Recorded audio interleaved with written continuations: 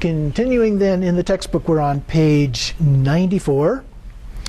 And here we have another one that I get my tongue tangled around.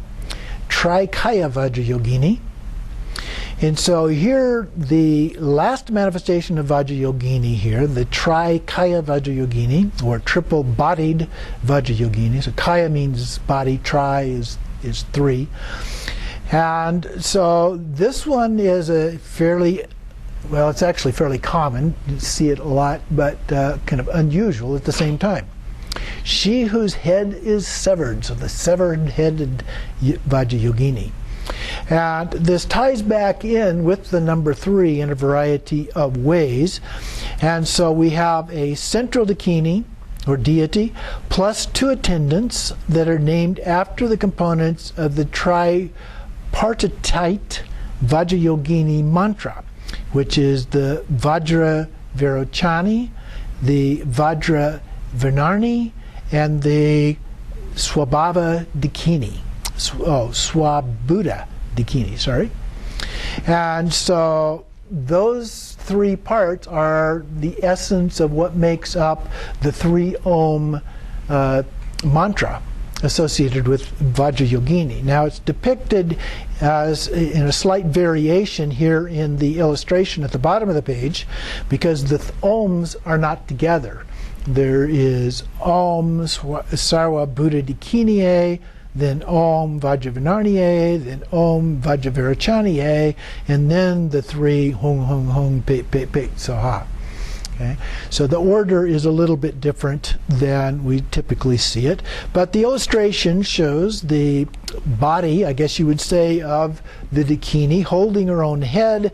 Instead of a skull cup filled with blood, she's holding her own head, and the blood is squirting out of the central channel into her mouth, and then out of the 2 side channels into the mouths of these 2 other figures on either side of her that are basically mirror images of each other. So going on to page 95, in the description, this collection of texts here have 2 groups associated with her. The first group is Lakshmi Sadhana, and then there are 2 praise works by Varupa, also 2 other texts that are closely related. The second group has a text called Vajrayogini Sadhanas, the same name, and we have 3 nearly identical versions there that are chiefly related in terms of the offering mantras, the format and so forth of the mantras. So I'm not quite sure why they're included in this group if the primary relationship is just the mantras that are included there, because usually it has more to do with the description of the figures involved in these things than that. And then it shows a pattern of those 2 groups and how those tie in with each other. Then at the bottom of the page, it does talk about begin talking about some other differences. In group 1, the self-generation begins at the yogin's navel, for example. And then at the top of the page 96, the second group, the generation begins at the heart. So the 2 groups have that difference between them. A few lines down in group 1, the texts focus on her stance. She's described as yellow and naked. And then a number of lines down below that, where it begins with most striking, the goddess is visualized holding her own head chopped off with her own knife by herself. It's a little bit reminiscent of Chud practice, if you're familiar with that, where you cut off your own head and then you basically create these offerings, variety of different offerings as a part of that. So there's some similarity with the Chud practice. The left arm is holding the head, the right arm holding the chopper. The 3 streams of blood, as I pointed out, go from the 3 channels into the mouths of the 3 mouths of the heads of the figures involved, including the one that is chopped off.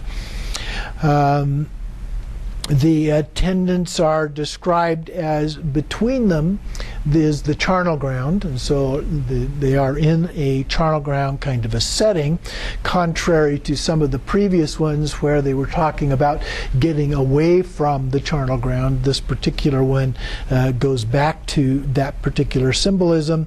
And then there's no mention in the second group, the very bottom of the page, there's no mention at all of a severed head. Okay?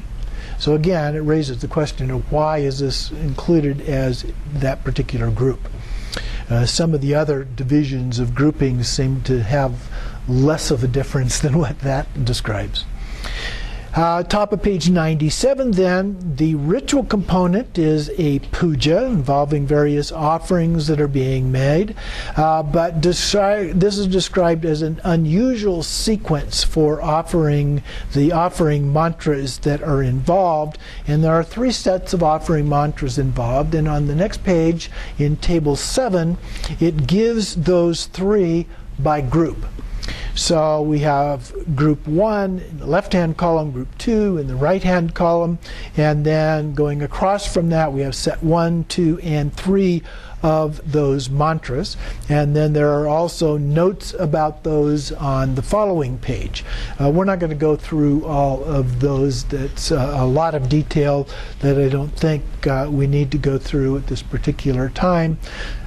Now, continuing then on page 100, at the top, Vajrayogini is to be established within each channel in this practice. And so we visualize her as residing within each of those 3 channels, a little bit like the Kalachakra Tantra, for example, where we visualize Kalachakra within the central channel in that case, rather than the 2 side channels as a part of that. And there is a description here of that in the indented text, and then it continues on to talk about this threefold nature because it goes beyond just those 3 channels. There's the sky, the earth, and the underworld is another tripartite type of description. And the unification of her threefold nature into great bliss, and then the conjunction of the winds into the central channel, and so forth. Those are all related then to the first set of the mantras, and then the bottom paragraph begins a description of the second set of mantra offerings, and then at the top of page 101 and the first full paragraph there, that talks a little bit about the third set of offering mantras. They're described, although not in very much detail. But then it talks about this triadic yogic structure is identified with many different external triads. The triple world, the 3 bodies of Buddha, the outer and inner triads. But the goals here go back to the cities, particularly at an ultimate level, the Mahamudra. So she does point out here in the text, though, in that paragraph, that there are various rewards that are described related to these cities. And so the first one, if we do 1 lakh, lakh is 100,000 repetitions of a mantra. So if we do 1 lakh of the mantra, that will calm obstructive spirits. If we do 2 lakh, we will attract women, or I suppose men. Or 3 lakhs, conquer cities. 4 lakhs, attract the king. 5 lakhs, bring the practitioner, whatever he or she desires. Liberationist goals are not forgotten, however, the ultimate aspect or ultimate city. So here the liberation, the practitioner is from the bonds of the oceans of existence, so transcending all of those.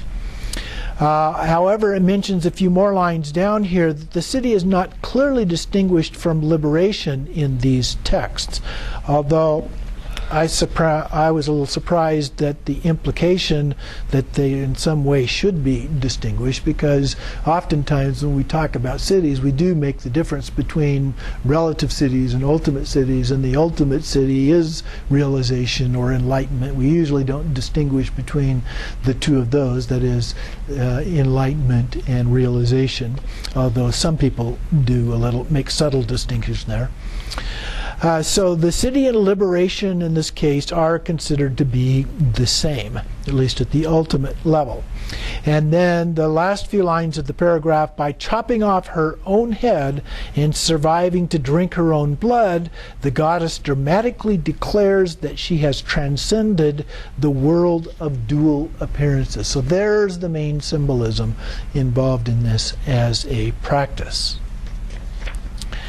And then it adds to that on page 102, the fourth line down from the top of the page, severing their own heads usually indicates the severing of defilements. So again, that's the symbolism involved in doing this practice.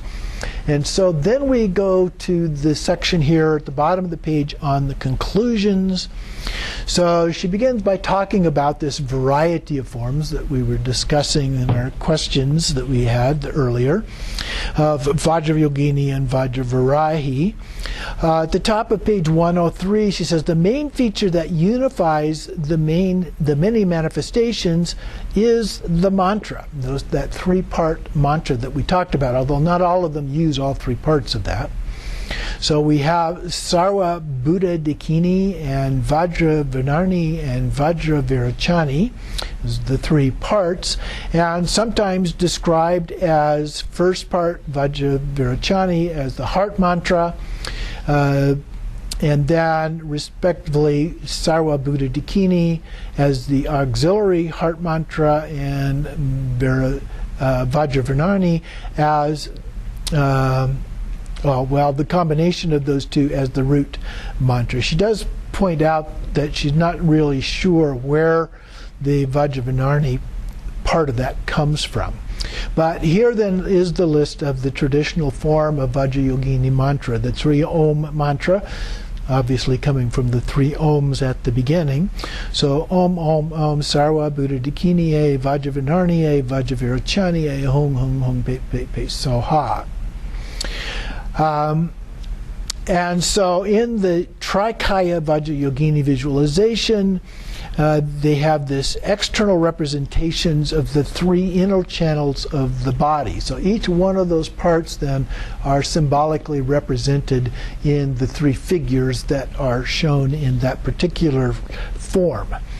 And then down toward the bottom of that paragraph, once Vajravarahi appears outside of Chakra Samvara-based mandala, she may take on a different form. So in the beginning, she becomes separated from Chakra Samvara as a separate deity, but still as the form of Vajravarahi. But then later on, she begins to manifest in these more variety of forms. And so in the form of Vajravarahi, she's perceived as a manifestation of the generic deity Vajrayogini, or sometimes vice versa. Over time, Vajravarahi begins to be seen more as the generic, and Vajrayogini actually as somewhat more specialized. But they can go either way. But she continues on in the next paragraph to say that we can see 2 emergent trends in this development. One is the emergence of the Buddhist yogini generally, the Vajra-yogini, not Vajrayogini as a deity, but the Vajra-yogini, with Vajrayogini together herself as the generic representative of that group. And then the other one, further down the last 3 lines on that page, the other trend is the rise of the solitary heroine Vajravarahi. Vajravarahi gravitated from the outer reaches of the Haruka mandalas toward the center. Now, Haruka is a fairly generic term of a wrathful, usually male deity. But initially, we had the Haruka as the center deity with a different consort, but Vajravarahi was one of the surrounding dakinis that were mentioned, but she was just kind of out here, not any particular significance. But gradually she began to move in toward the center to where she manifested as her own entity. So that's what is being referred to, so where she began to appear in the center, to appear on occasion as a consort of Vajra, and then as the chief lady in Chakrasamvara, and finally as Buddhism absorbed the impact of Shakta Shaivism, one of the branches of Shaivism that she talked about in the very beginning of the book. Vajrayogini assumed greater significance to the position of mandala leader, and her own cult developed, and these two trends converge as Vajrayogini identified with Vajrayogini. And so then it becomes very difficult just looking at an image to know whether the image is actually Vajrayogini or Vajrayogini. Now, today, most typically, we see Vajrayogini in the warrior pose, and we see Vajrayogini in the dancing pose, most often with the boar's head somewhere, either behind the ear or just on the back of her head somewhere. But that's not always the case. You can't depend on that being the way to identify her. In the next paragraph, Vajrayogini brought several different manifestations with her, also including the dancing pose and the hog's head that we just mentioned. Down toward the bottom of that paragraph, she talks about broader trends within the cults of the female deity worship in India that I mentioned a little bit earlier. This trend that we saw at the beginning of the first millennium and began to really pick up speed in the first few centuries of that, the increasing importance of the divine feminine. And then in the next paragraph, down the third, fourth line, in the main, the chopper belongs to the forms of Vajrayogini, and to the pose, and to the dancing pose of Vajrayogini. So those two forms, we tend to see her with the chopper. And then the Vajra generally belongs, that's just the Vajra by itself, usually belongs to the warrior stance forms of Vajrayogini. So that can be used to some degree to depict one from the other. The merging of the once separate forms also explain various discrepancies in the mantras themselves that appear. And then on page 105, down about the 6th line or 7th line, it seems to be that Vajrayogini as consort, who bequeathed the tripartite root mantra to the Vajrayogini tradition. And then Sarva Buddha Dakini appears in the Chakrasamvara text as the auxiliary heart mantra of Vajrayogini. And then skipping down about 5 lines, Vajrayogini probably arose because of Chakrasamvara mandala, and Vajrayogini is assigned to the Buddha family of Vairocana. You can get a connection in the names there. I found no clear distinctions as to the origins of Vajrayogini. So who knows? And then the next paragraph at the bottom of the page, another feature of the practice of Vajrayogini in India is the tendency to associate particular forms of the goddess with charismatic founders of the lineage. And we looked at those a little bit earlier. And this seems also to have taken place in Tibet, where there are 3 main transmissions. Those that we looked at a little bit earlier, Indrabhuti, there's another difficult name, Advaya, Vajra, and Maitripa, and also Naropa. Okay, so those are 3 different lineages that are typically associated with her. And then on the top of page 106, we continue. Although the transmissions were oral to begin with, they become textualized very early in the process, and even today the practices remain secret, inasmuch as we cannot study or practice them without the initiations or transmissions. And although we may of course possess the books, it's easy to buy the books of course, although some forms of the books are in fact still require some kind of documentation that you've had the transmissions or the empowerments in order to purchase them. And then with a popular appeal of Tantric Buddhism, Westerners, and the willingness of Tibetan Lamas to cater to that, the traditional structures no longer hold true.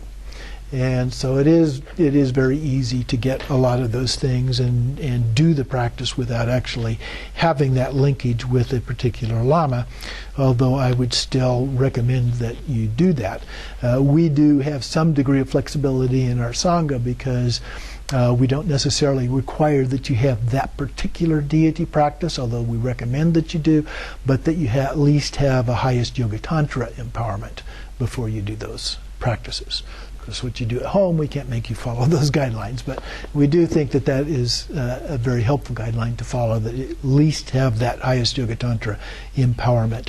But it's also helpful to have the specific empowerment of the specific deity before you do those practices. Some get a little bit more specific than that as well, in that they require not only that you have the specific deity, but you have the specific lineage of that deity that was practiced by that particular lama. So they can get very, very detailed in terms of the specifics that they require. So there's a lot of variance in how that is actually done in various sanghas throughout the country or the world. In conclusion, in the next paragraph there, this chapter has revealed the general unity of the cult. Mantras are relatively stable. Most forms receive the label of Vajrayogini in one form or another. As I mentioned previously, the practice that we do that is a part of our prayer book uses both names for the same deity.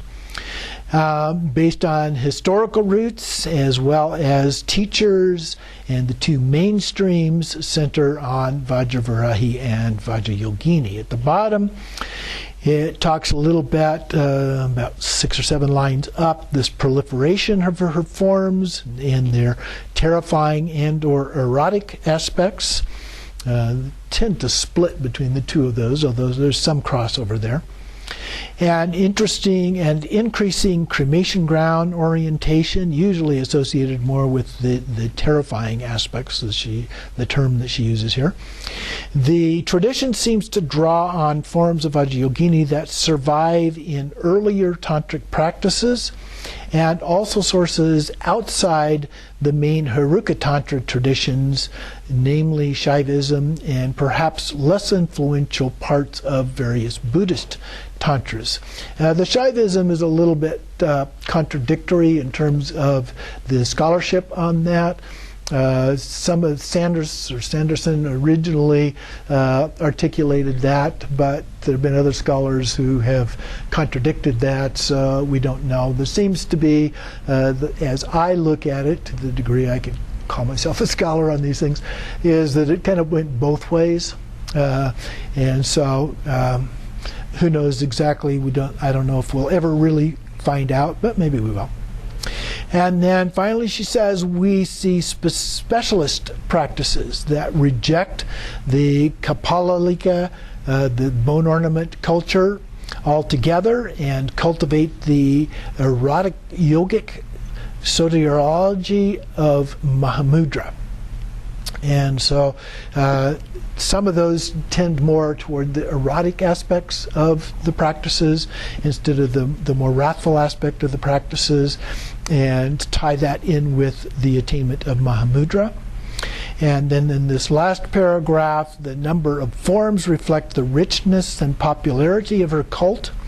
According to tradition, diversity simply illustrates the power of the goddess's compassion and her mastery of skillful means as she caters to differences in the character and disposition of beings.